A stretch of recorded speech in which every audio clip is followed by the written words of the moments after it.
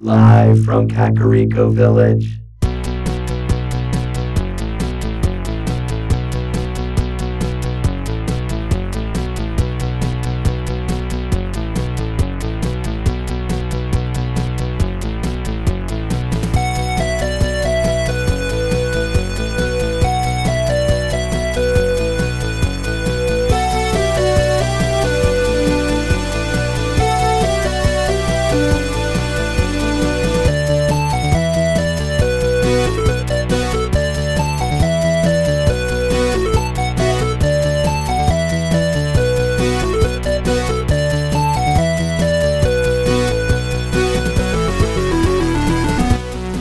Broadcast throughout the Retroverse, transmitted to the real world via a maze of wires connecting a Super Nintendo to a Wii, to a Wi-Fi network, and finally to the Internet. The Techno Funk Boy presents the Retro Zoo Super Show.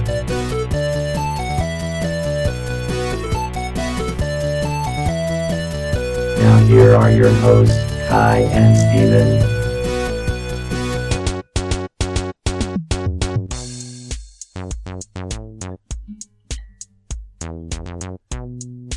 Steven, we're trying to start. Why are you playing guitar? Juvenile. Oh my. I've gathered the dead. You know, We're preparing for battle. I was just thinking how nice it was to actually have you back Asleep. in the studio, They never hurry. because it's been a couple episodes. The rest from death. What is this? They crave your peace. 10,000 strong, we ride at dawn. It won't You know, be this is a long. You'll hear our Drum, song. can you do anything? I've been programmed to not interfere. Okay. Okay, I just had to make sure I can still play that old song. What is that? It's a song I wrote when I was a teenager about the god of death, who basically comes after people who are idle and not doing anything and prepares their death. Wow, so our normal lighthearted fare. I don't know. It was lighthearted to me at the time, but now when I listen to it, it feels really accusatory. I'm like, why are you singing to me? Me? Oh, yeah, I feel the exact same way when I'm, singing Eyes on Me or Melodies of Life. Yeah. But anyways, welcome to the Retro Zoo Super Show. I am one of your hosts, Kai. I am very pleased. I was about to be pleased to announce the return of Steven. And then he just completely interrupted the entire front part of the show, with guitar playing. Well, in all fairness, I didn't know we were live yet. I thought you were still messing with all the gadgets and gizmos that make this a live program. And I was just doodling on the guitar. Sorry. Oh, well. So very welcome back. You were scheduled to be on the last two shows. Mm-hmm. I was here.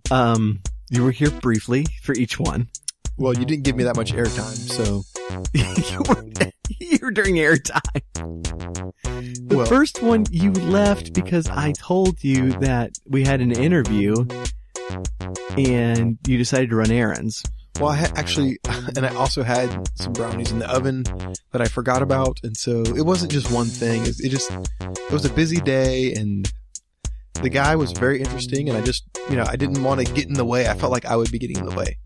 So. And then last episode, you programmed Drum so that you could use him as a walkie-talkie or some sort of puppet. And you did not utilize that. You actually muted me, and that always offends me. You were hitting on some girl at a store. Look, she had the last 50-inch TV. Okay? It wasn't So you were trying. So this wasn't this wasn't even like a serious offer for a date. This was just you trying to get a 50-inch TV? Am I romantic? Do I strike you as a romantic? Do I ask girls out on dates? All the time.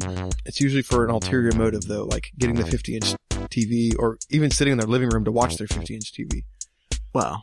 Have you ever seen a 50-inch TV? It's like a movie theater, depending on how close you sit. It's kind of weird. Wait. Is that why you spend so much time talking to Lady Morel right before Super Bowl Sunday? Morel, no, it's okay. Don't worry. Yeah, well, no, it's fine. She only has a 49-inch TV. But I don't know anybody else with a TV so big. We are produced by Drum. Drum, how are you today? I am functioning normally. The rest of the band, for those who don't know, Techno Funk Boy is a band, and half the band is speaking to you right now, and half the band is playing for you right now. And Anla and Lady Morel are joining Drum and providing the music, so thank you very much. Yeah, thank you guys. But I have a question about that. Yes. And I thought about it when I was listening to one of our live shows that I wasn't present for. Do y'all ever get tired? I mean, and y'all can nod yes or no. I mean, y'all play the same song. It's like, it's like the Tonight Show or something. Yeah, no, I know, and it's cool, but I just wonder if they ever wanted to break, if they wouldn't mind recording themselves playing it, and then we could just play that recording. That might, they could have a day off. That would be a lot easier, actually. Maybe we should talk to them about that. They're nodding vigorously.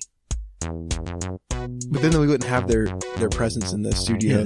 Yes. Yeah, never mind. And then I would be completely alone for the next several weeks, because our first announcement is that Steven got himself a seasonal job.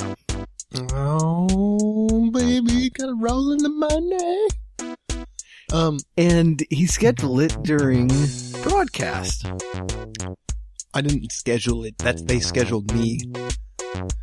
So it's just for the rest of the month, and it's gonna be. It's actually next month. This is. Oh yeah, still November. Oh, we're still in November? Yeah, barely. Okay, we're on the cusp of December, yes. And the seasonal gig will require my weekends in December, so that I can run terabytes of information back and forth between the Wii and the mothership to make sure all the kids get their Christmas goodies on time. So, so unfortunately we will be without Steven for the next few weeks. With all joking aside, this is,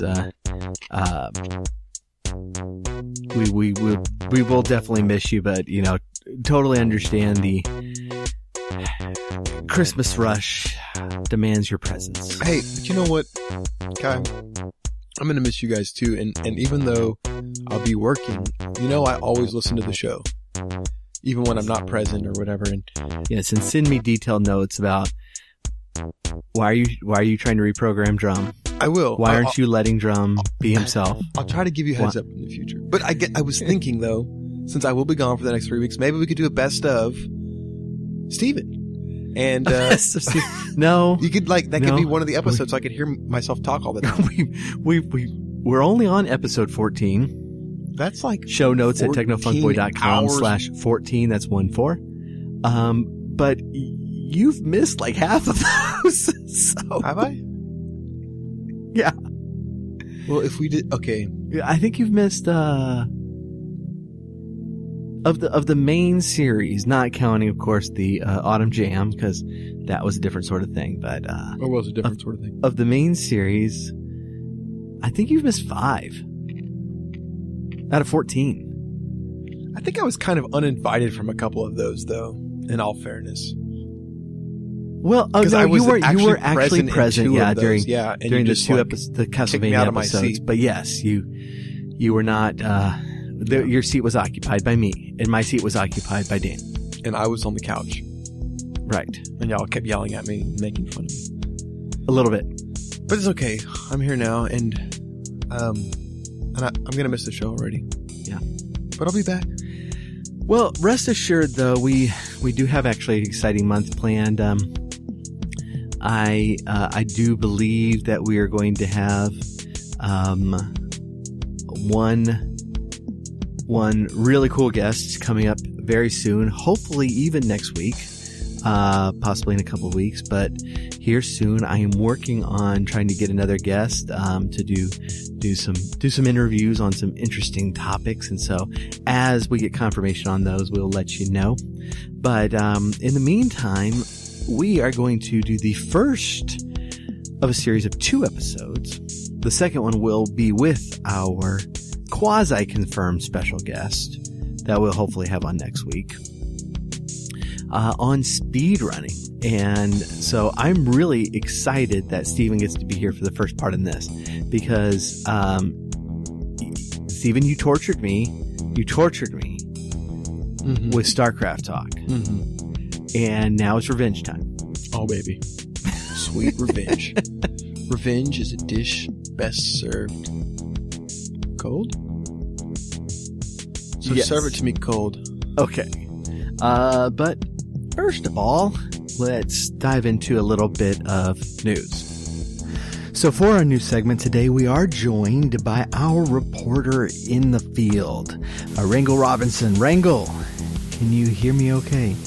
Yeah, I can hear you fine. Am I coming through? Yes, you're coming through fine. So, Rangel, you are out on assignment in Virginia for the 2018 Awesome Games Done Quick marathon. This is a speedrun marathon for charity.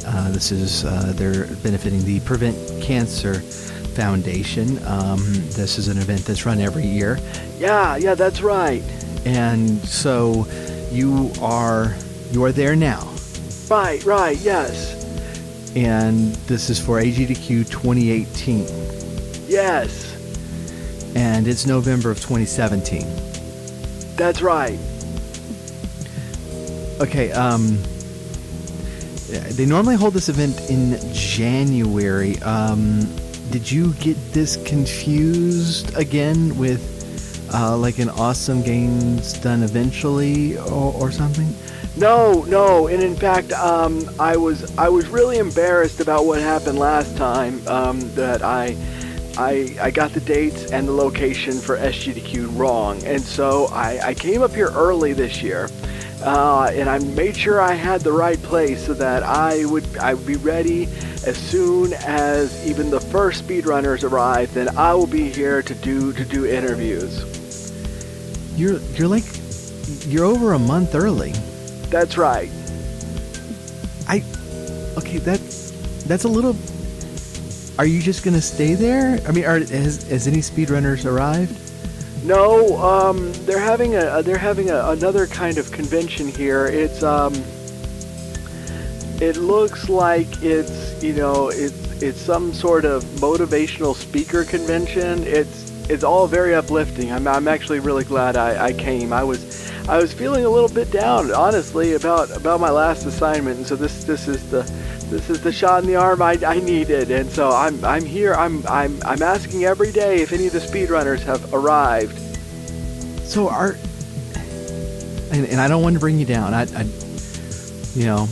don't want to bring you down, but are you just going to wait? That's right. This is on the radio station's expense, right?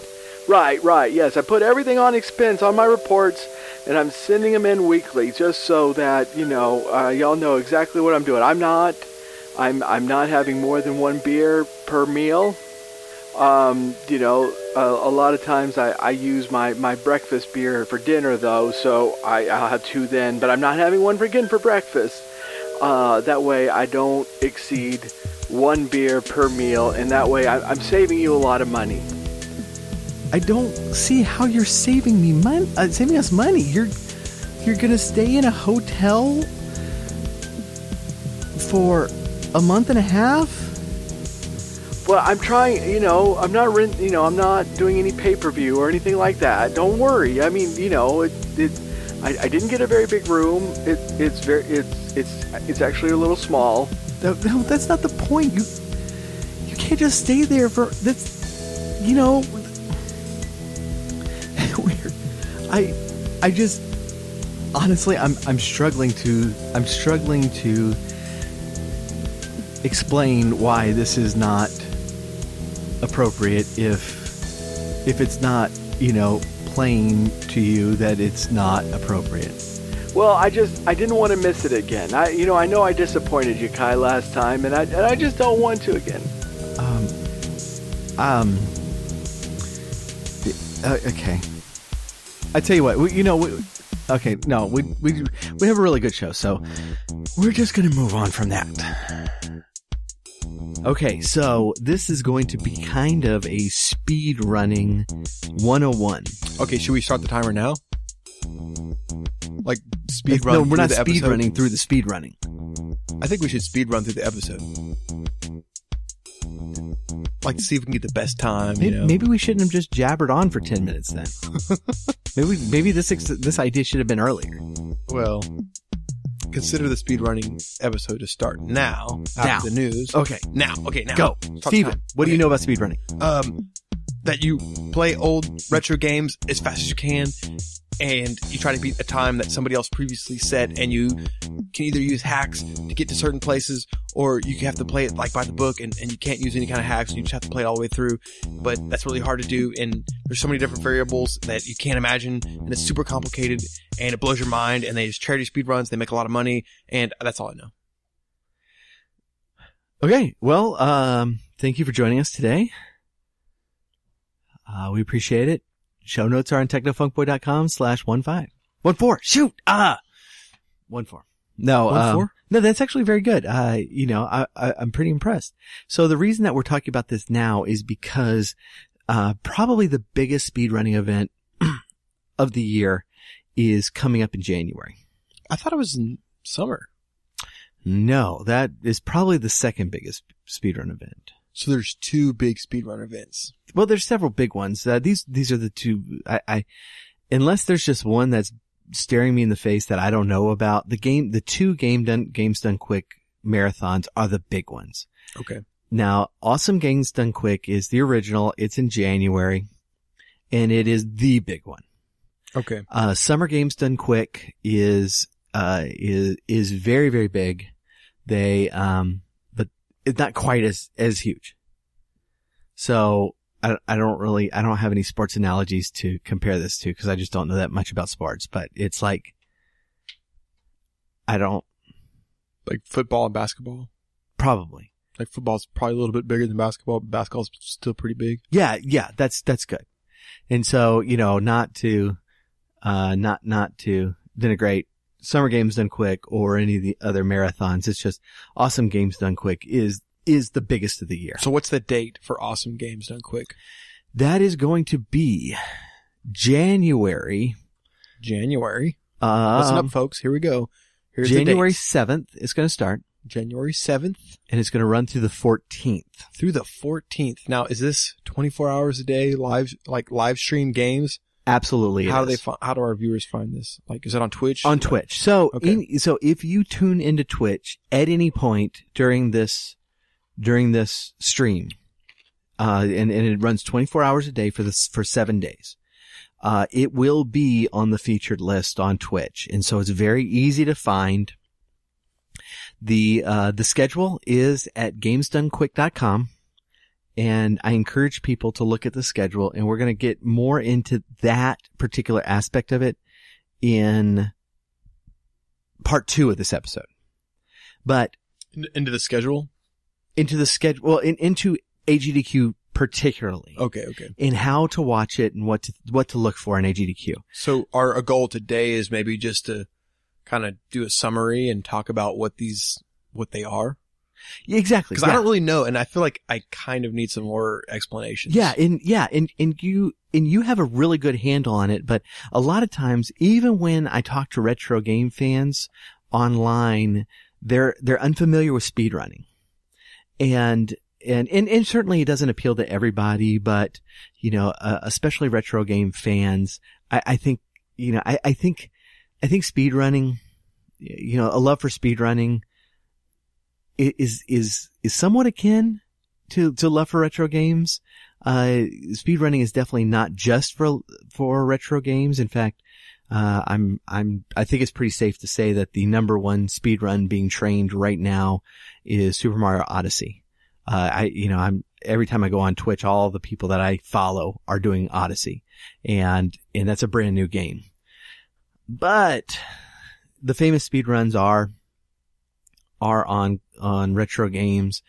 People are constantly training on Super Mario Brothers and Mario 64 and all the Zelda games and doing different stuff with them. So the goal here is to kind of explain what speedrunning is and what a lot of the terms mean when it comes to speedruns, so that when AGDQ starts, if you're interested in it, you're not going to be completely lost. So I also want to, okay, that sounds really exciting, and I'm actually looking forward to hearing those details, but not being a hardcore retro gamer myself, it's like, I always think, like, aside from actually sitting down and watching this, what would be an appeal? Like, what am I actually watching? What is the competition here? Like, what are we trying to beat? What's on the line? What's at stake for these players? And for the in the tournament? Those are wide and far-reaching questions, Stephen. And I appreciate you asking them. So, all right. So let's break it down to our basic definition. Speedrunning is like you said, trying to go through a game as quickly as possible. And there are going to be different rules for different versions of speedrunning. But traditionally, speedrunning embraces any sort of natural glitch in the game, any sort of trick that you can pull, any sort of, weird button combination that you can accomplish to get through the game as quickly as possible. And so, if you look at a famous speedrunning video on YouTube and you look at the comments, there's going to be a lot of comments in there going, no, this person is a cheater. I see where he used this glitch right here. No, that's not cheating. That's actually part of it. So when you're watching the live events, is there any kind of commentary that goes on where they'll actually describe like when somebody's utilizing a glitch or not?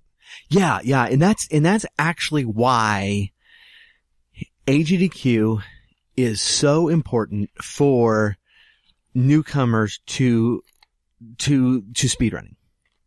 Because if you just drop into someone's channel, all right, we're going to throw out just a name.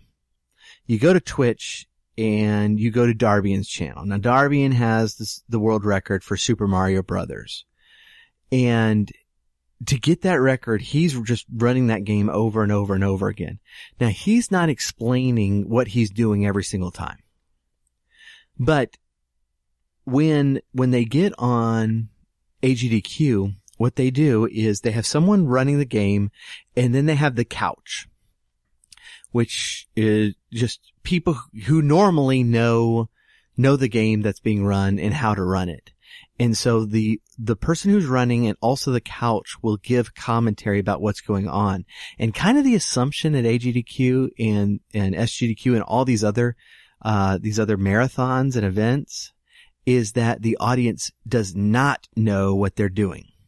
And so the best way to actually start watching speedruns and to understand exactly what's going on is to watch an AGDQ video or Summer Games Done Quick video or an RPG Limit Break video, because you have people there constantly explaining, okay, this is what's happening here, this is why this works, and that sort of thing. Okay. I just have to say that's actually very helpful for me, because I do have friends and some family that are really into speedrunning, aside from you, Kai. And I always felt like, how could I get into this without, when I watch pro StarCraft or something, and I'm not trying to get us into StarCraft, I'm just saying that when I'm watching a pro gaming, StarCraft. when I'm watching any kind of pro gaming, that I'm familiar with, that the terms that are being dropped are terms that I generally know because I actually have played the game Right. or have been watching for a long period of time. But knowing what you just said, that's an important, and for our listeners, anybody who's listening to this episode who has heard about speed runs or AGDQ or AGDQ, KGB. You almost made it. I tried. You stumbled over AGDQ. Oh no, I did. You just did it too. I think I'm like one pot of tea behind being able to say that quickly. Oh, God. But I guess my point is what I'm trying to clarify for the audience, but also for myself, is that that's exciting to me because I feel like, oh, I'm kind of interested in speed runs, but I've always been a little bit, intimidated by the fact that there's probably a lot of, techie speak in it or whatever, whatever lingo, game lingo that I'm not going to be familiar with. But knowing that actually watching the tournament or the AGDQ and SGDQ. Ooh, I said it. Very watching those is a good place to start. So It really thank is. you for that. Kyle. Now there are some techie terms, and we're going to go over them today, and they're not that hard. But there are a couple of things that you need to learn. But I get it, man, because every time I try to watch, every time I try to watch like a competitive StarCraft or League of Legends or something like that, is people start throwing around things like if I just turned on football for the first time. Right. And they're saying, right. Now here's, or the fourth down, we got 3 yards fourth to go. down, throwing it to the tight end. I was like, I don't know what these terms mean. So AGDQ is the commentary is there designed for the person who might know a little bit about speedrunning, but not a lot about that particular game. So what we're going to do today is we're going to catch you up to the point where you're going to understand the general terms that they're using so that the commentary on each individual game is going to make sense. We're not going to go over we're not going to go over the actual individual games because the speedrunning is so broad. And we're going to start going into the terms right now because I want you to kind of understand how broad things are.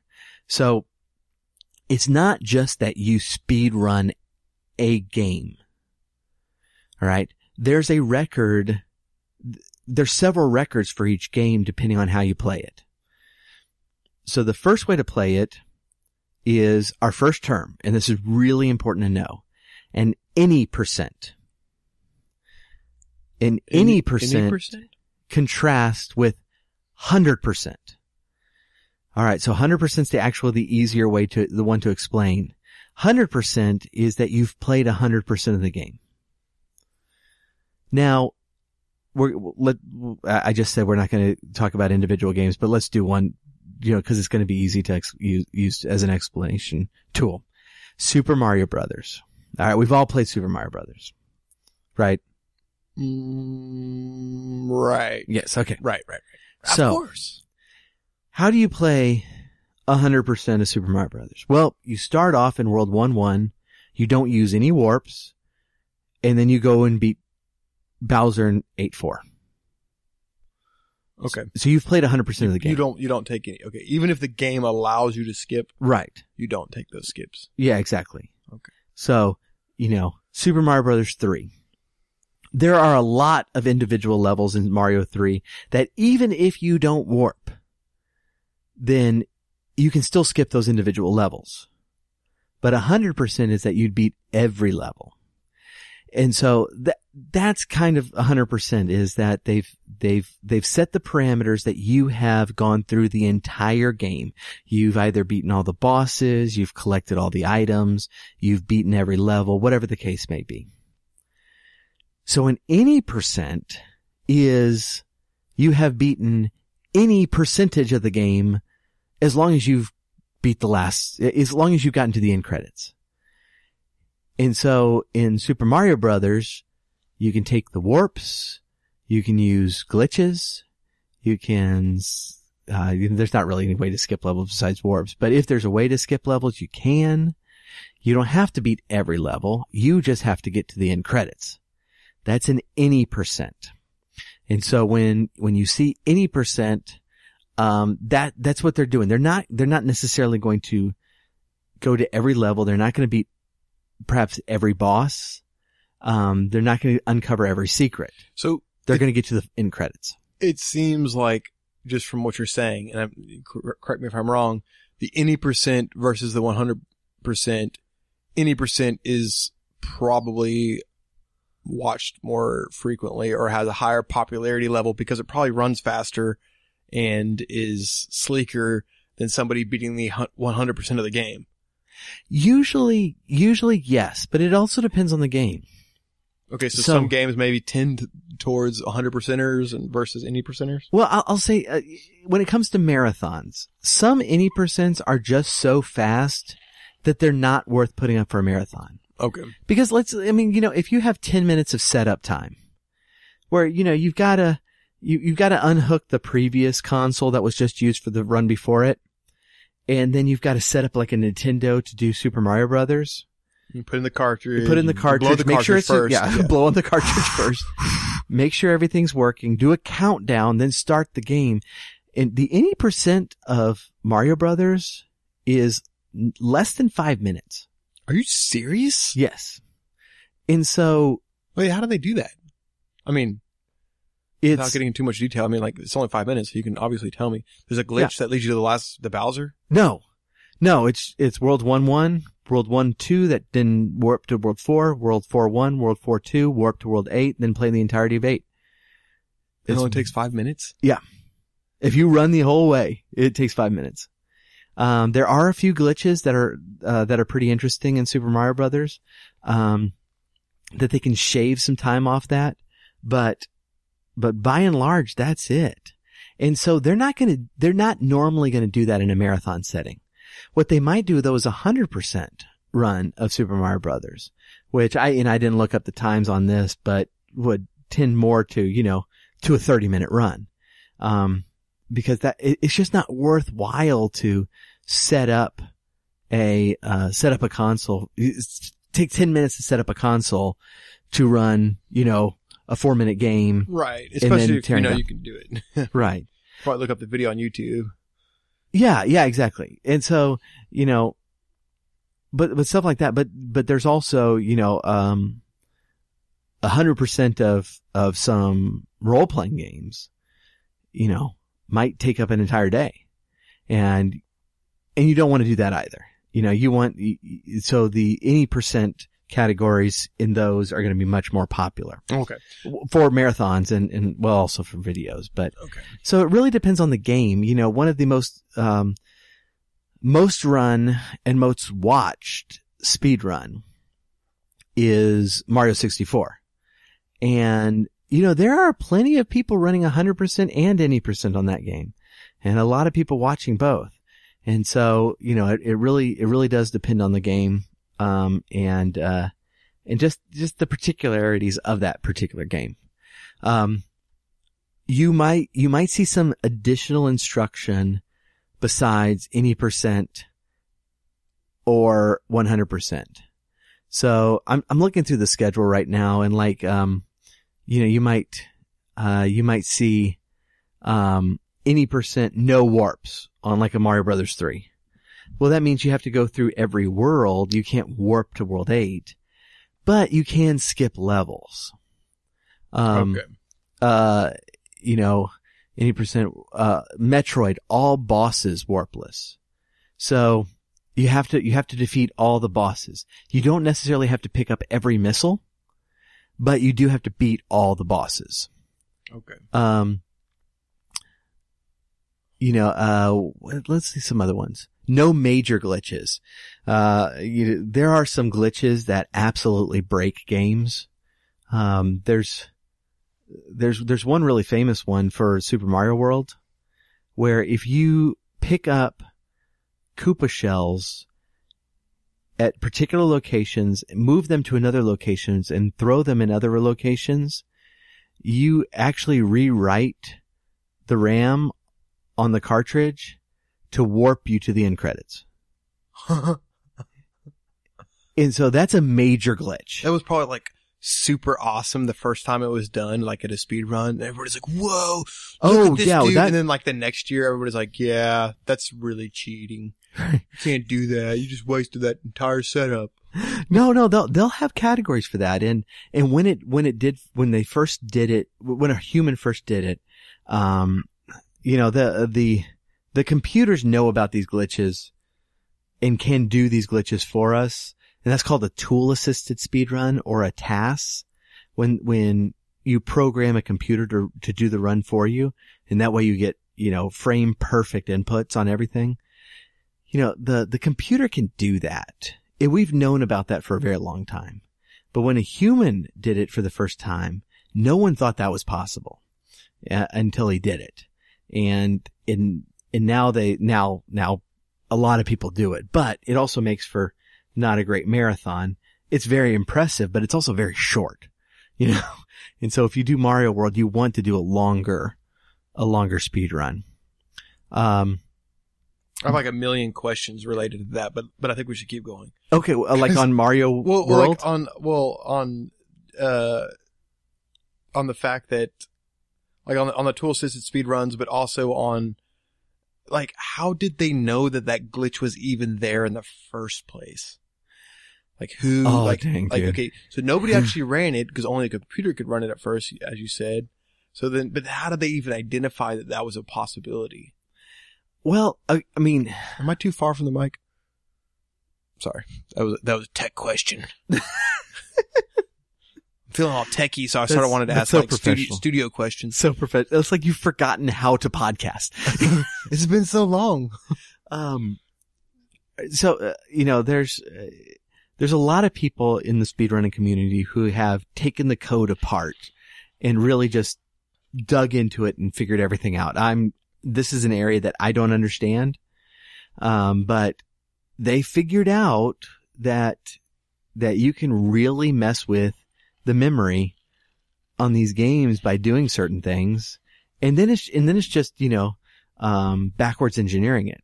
This is what you want the code to say. And so how do we tell the game to have the code say that? By popping up Koopa shells. By popping up Koopa shells. And I don't know how long it takes them to learn that stuff, but that, I mean, tool assisted speedrun, most AGDQs will have a tool assisted speedrun demo segment that is very trippy. And, okay, they reprogrammed an SNES game, what was it, a year or so ago, to like bring up Twitch and stream it in an SNES game. Sweet. And they were running all sorts of craziness to make that happen. But that one was insane. The stuff they can do with the tool assisted stuff is kind of crazy, but that, most of what you're going to see at AGDQ, 99% of what you're going to see is humans, you know, running these without games. tools. Right. And so, Neanderthals. there's, you know, depending on the game is how they approach the game. So your platformers like Super Mario Brothers and that sort of thing, it's very precise jumping, very precise running, knowing exactly where everything's going to pop out at, you know, and knowing the game well enough to know how to dodge things. When you get to the RPGs, it's really about exploiting the enemy's weaknesses, to their full effect. It's like knowing every boss, knowing every encounter, so that you can go into these areas super underleveled, but still come out victorious. And so, depending on the game is exactly how they're going to run it. And some of them are really high action, very precise. And some of them are just very, you know, require very deep thinking about the game and knowing the game really, really well. And so it's kind of, you know, it's kind of interesting on how the runners approach these games. when you have your first person shooters, they end up taking what ends up being all these sorts of trick shots, but just because they know that some enemy's going to spawn in the next room at this exact moment, and so they shoot them through a wall and they just know the bad guy's going to be there. And so they end up taking out a lot of people before that happens. And so what you really should do if you're new to speedrunning is to go through the list and figure out what games you like and yourself. And I'm sure that gives a boost for interest.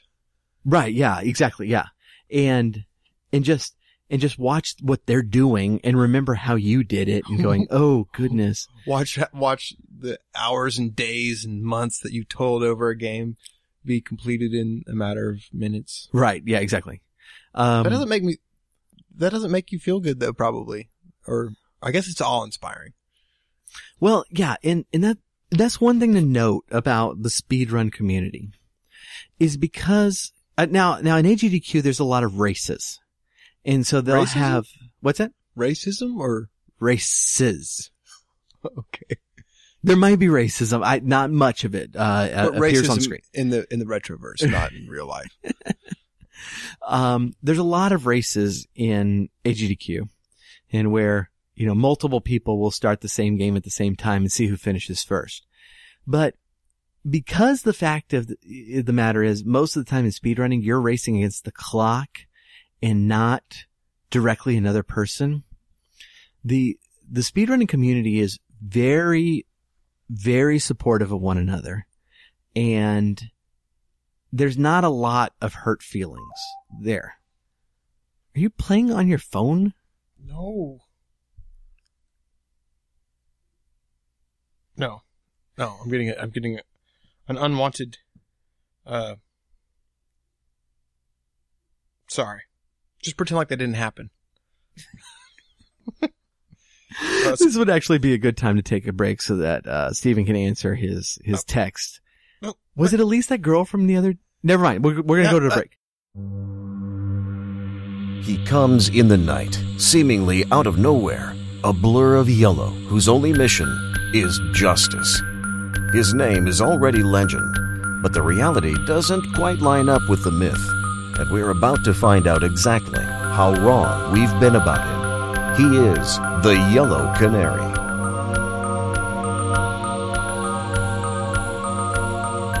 The Yellow Canary is a comedic thriller by Paul Lytle about a would-be superhero who may just be crazy enough to make a difference. The Yellow Canary by Paul Lytle, available from Amazon in print and on Kindle. Check for the link in the show notes.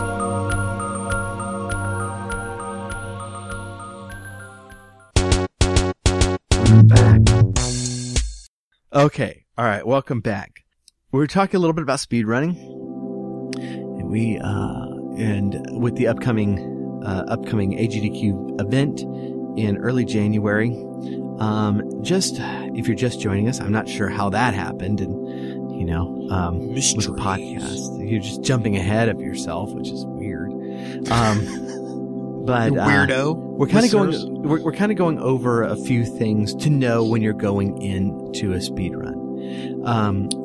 And one of the things to note that we were mentioning beforehand is that the speedrun community is very supportive of one another.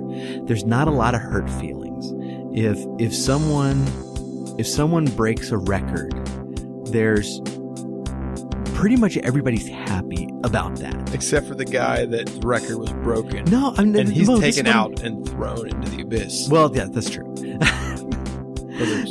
no, it's like, people generally, if they're running a game, even if they have the world record, they want other people to succeed in it. They want other people to run it. They want the competition because it's good for the game and it's good for the sport. It's good for the competition between each other.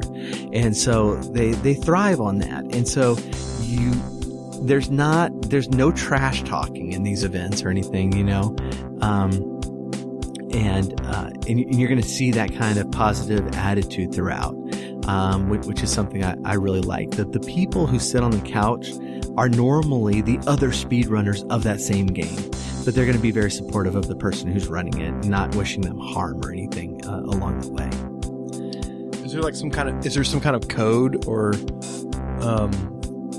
of conduct, or did that just kind of evolve just because they're just nice people? They are nice people. There is a code of conduct in AGDQ. It's one reason. Another reason why it's a good place to start, and that is that the commentary needs to stay on a PG level.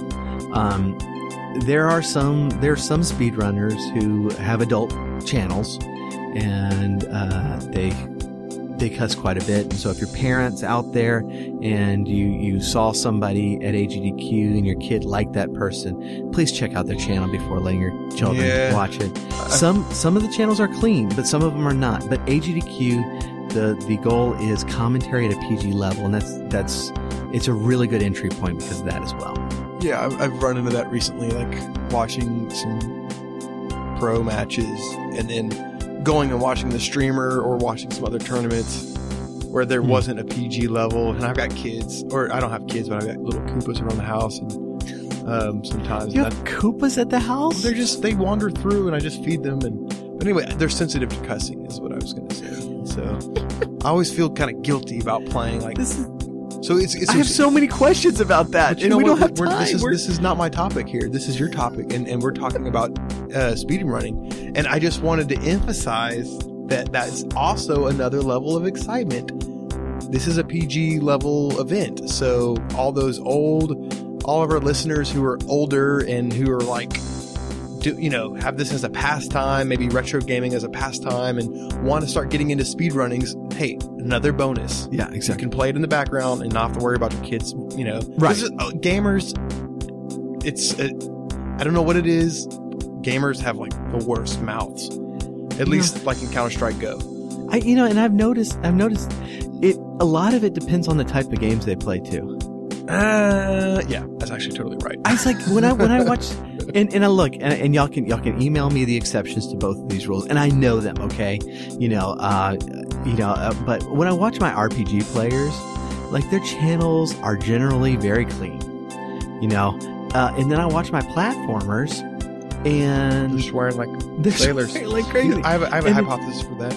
Yeah. So RPGers have this issue with, or not an issue, they have this thing where they associate themselves with their characters, and they're usually playing the hero, and heroes are chivalrous and are upstanding, and so they emulate that in their life. They actually want to be Zelda or whatever RPG character they're representing. Platformers is pretty much like the old school or original like first person shooter. Are they picturing themselves as Mario and just assume that Italian plumbers are cussing up a storm?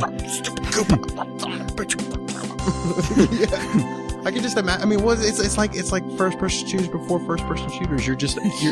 Mario's your avatar. There's no story there. Yeah, that's true. Oh, anyways, let's hit up a couple of terms that you're going to hear at AGDQ that you might not know. RNG. You're going to hear RNG a lot. Bad Research RNG and development. Yes. RNG. Richard, I missed that one completely. RNG. Yes. Bad RNG, good RNG, RNG manipulation. RNG is the random number generator in the game. So there are some levels, there are some bosses that will do the same thing every single time you encounter them. Every single time they're going to do the same thing. And then there are some that have different patterns, and the pattern that they give you is random. That is the result of the random number generator, or RNG. Random number generator is just the way for the computer to pick between random patterns. RNG manipulation is something that is seemingly random, but if you do certain things, then you can make that bad guy do a certain pattern. And so you have caused the random number generator to come up 7 or whatever. You broke the random number generator. Right. And which, just establishes that a lot of times RNG isn't actually RNG. A lot of times it's just so woven into the game that, it's hard to manipulate, or we haven't figured out how to manipulate it yet. But a lot of it is controllable. Even stuff that you wouldn't think is controllable, like random overworld battles in Final Fantasy IV, totally controllable. Well, But it's like Neo in the Matrix. Yes. He's fighting the agents. Like yes, he figures out. speedrunners are definitely Neo from the Matrix. They get into the game and they break it. Look, we're trying to sell speedrunning. Watch the Matrix, be excited about it, and then go watch speedrunning and think Neo is actually Mario. Right. Yeah. In this situation. Yeah, just watch the Matrix and say, this whole thing is Neo trying to find a new glitch so that he can beat the Super Mario Brothers record. That's actually really cool. Do they ever talk about that in speedrunning? Neo? Well, the relationship between the movie The Matrix and what they're actually doing in the game. I haven't heard them use that particular analogy. If you ever interview a certain special someone next week, I'll try to bring that up. If they've ever discussed that. I'll try to remember to bring that just up. if that happens. He does listen to this, but he's like many weeks behind. And so hopefully he will have already appeared on the show. Before he hears me talking about him. Before we talk for years about talk. Yes, exactly. What else? Okay. I have another thing. Yeah. So, just trying to continue to pitch this, because I'm actually pitching this to myself because I've really resisted, and I'm going to update when I come back next year. I'm going to update the listeners, or I'll ask you to update or whatever. We'll talk about it. I'm going to actually go and look at this, because here's the thing. It seems to me that this actually might be a good way to see a game.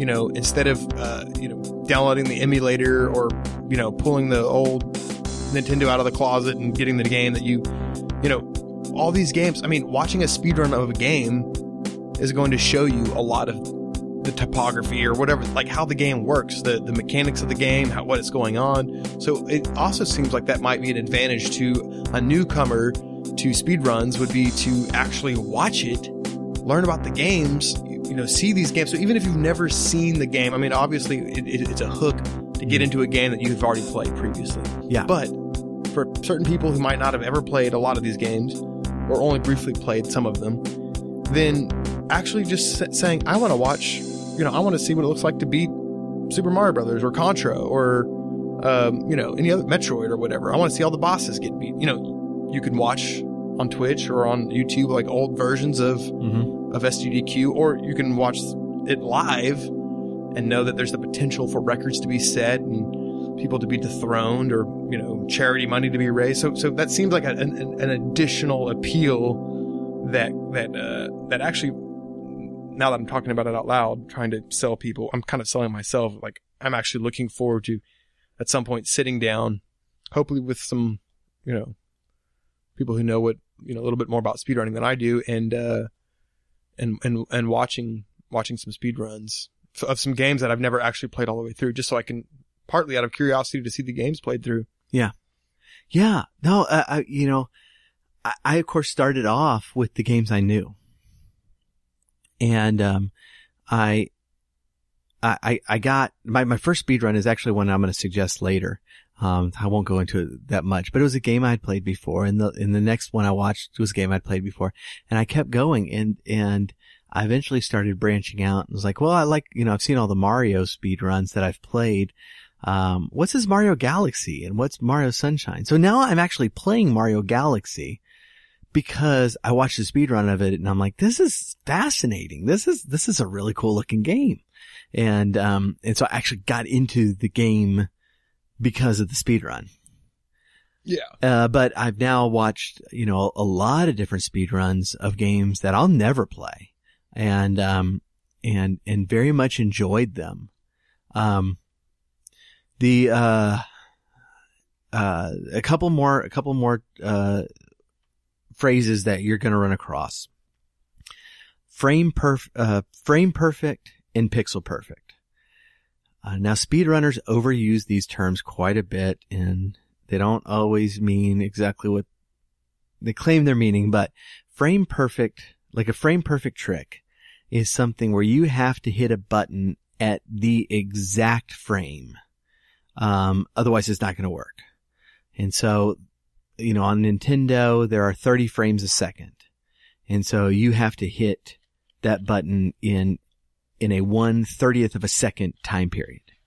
Now speedrunners are notorious for calling a trick that has a 4-frame window, a frame perfect trick, which is not technically, but it's still darn impressive. Because that's a very difficult thing to accomplish. Pixel perfect is that you have to do it at an exact pixel on the screen. And so you have to line up your character, at an exact pixel in order to make it work. And so both of these come up quite often, and they're very difficult tricks to accomplish. But they normally save some time, and so they're worth going after.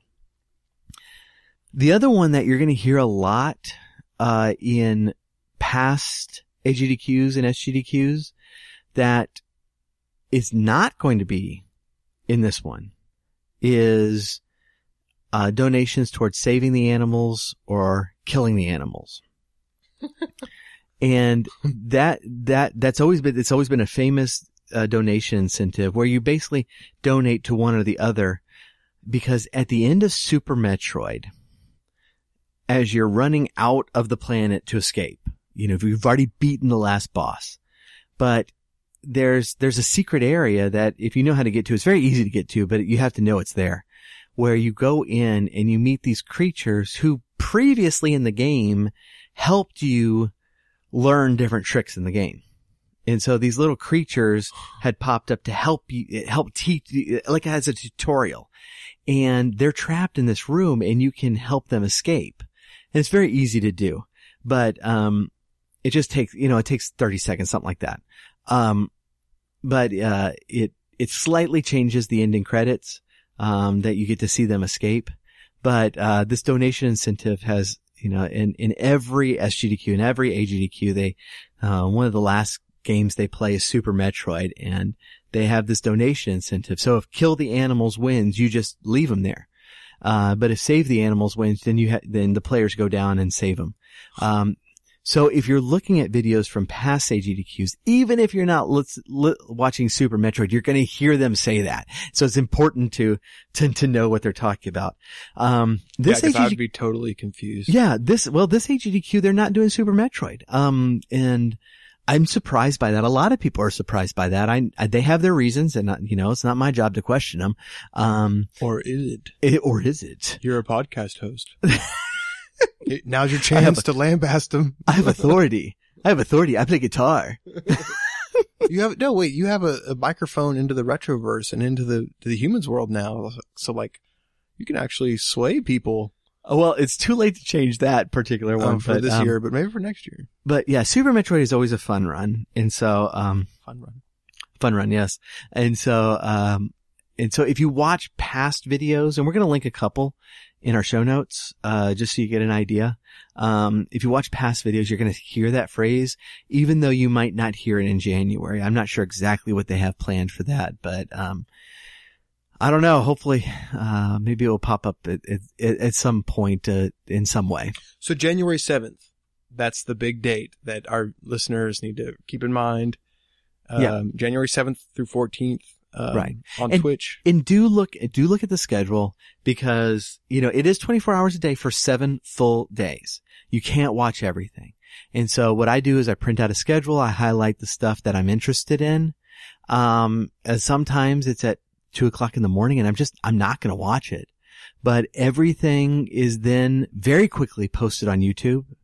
And when I say very quickly, I mean, when the run ends, it's there within about 10 minutes.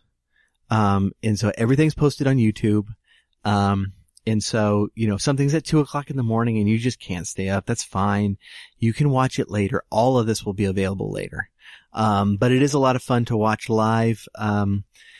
And so just check out a few. So, the last thing I wanted to do was to give a few suggestions on places to start that I think are interesting. They're good runs.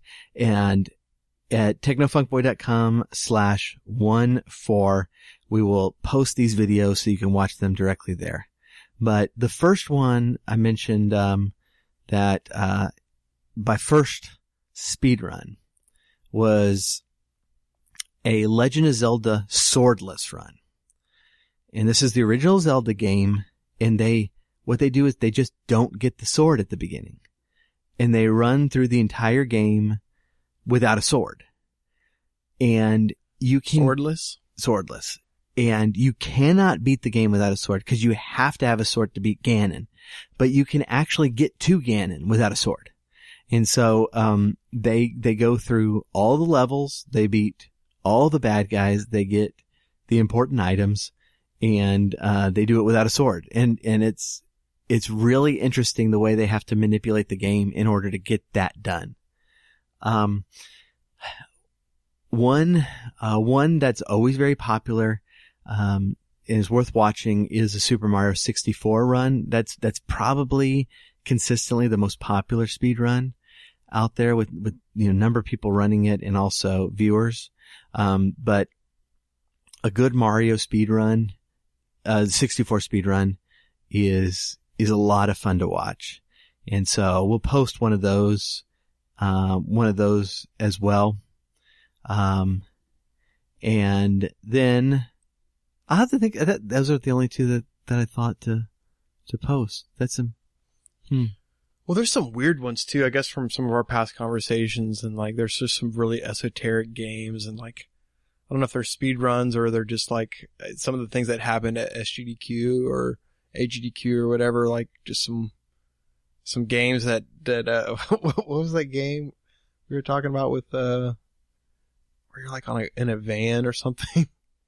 And that's actually our hopefully future guest was telling us about this. We've been hyping this guest up, so he better show. Yeah. We're not mentioning who it is because I'm not overly confident. No, you should be. In fact, maybe we should act like he's going to be here so we can guilt trip him in. Plus, I'm not going to be there, so it'll be like he'll have to be here, and we'll just tell him at least that we've talked about him a lot in this episode. Well, okay, we'll say that. But okay. Yeah, he was telling us, and I don't know this game. And so I think I'm gonna have to ask him more about it when he comes. But it sounded so ridiculous. Yeah, it's basically a week-long marathon where you're playing this van game where you just have to like turn a little left all the time.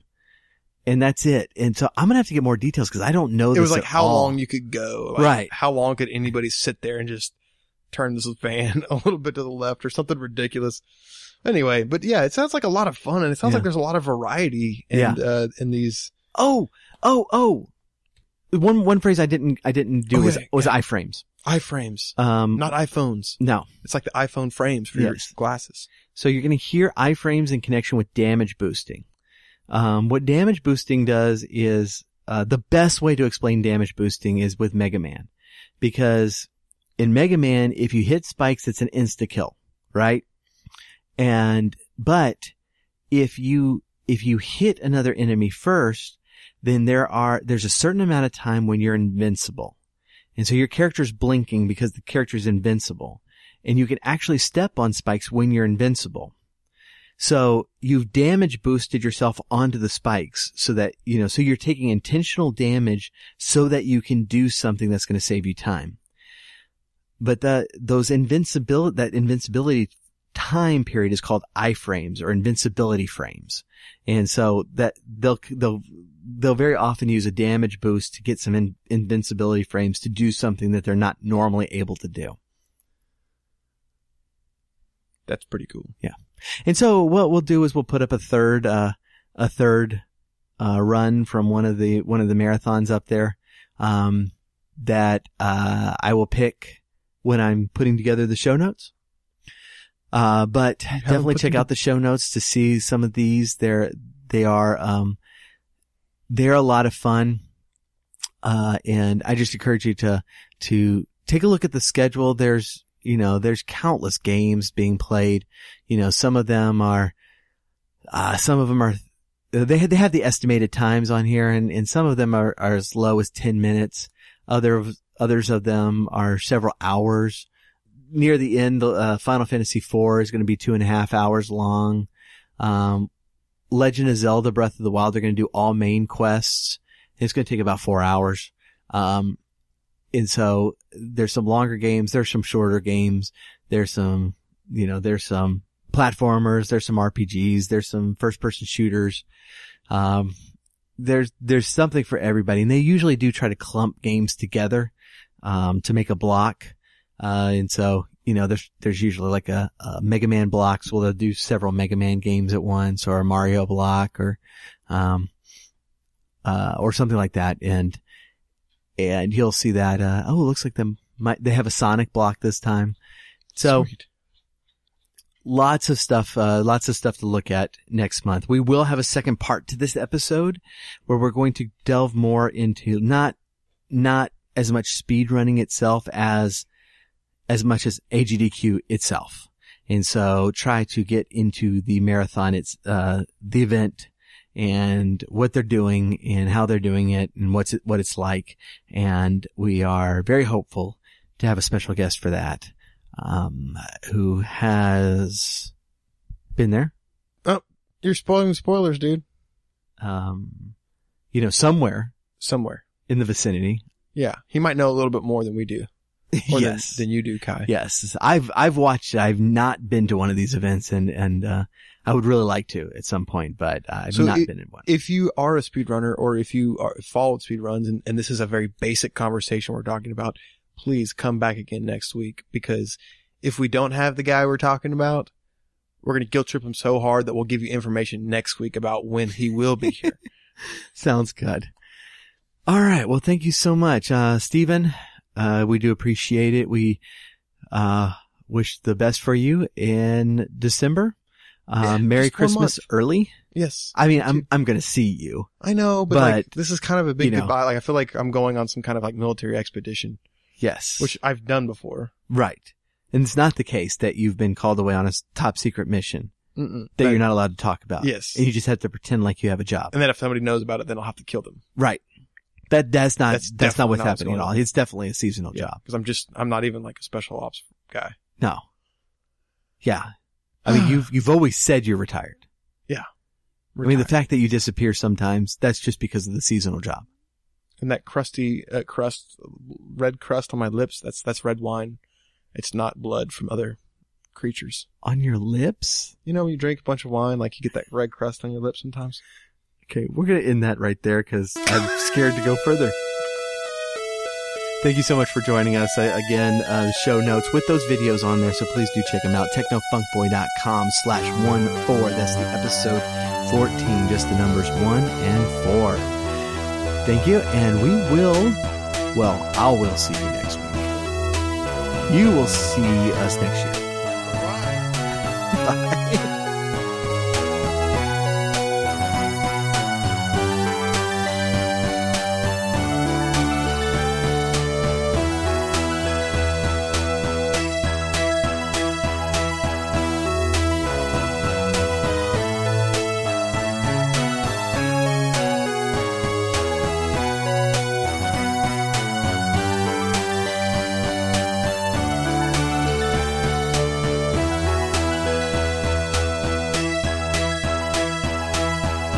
The Retro Zoo Super Show is brought to you by the Techno Funk Boy. Follow us on Twitter at Techno Funk Boy, on Facebook at the Techno Funk Boy, and sign up for our email list at technofunkboy.com. Also look for us on Spotify, iTunes, and Amazon for music. If you are so inclined, please leave us a 5-star rating and review on your favorite podcast catcher. If you are not so inclined, you are obviously some sort of villain trying to conquer the world. Unowned music and gameplay clips are used for educational and critical purposes.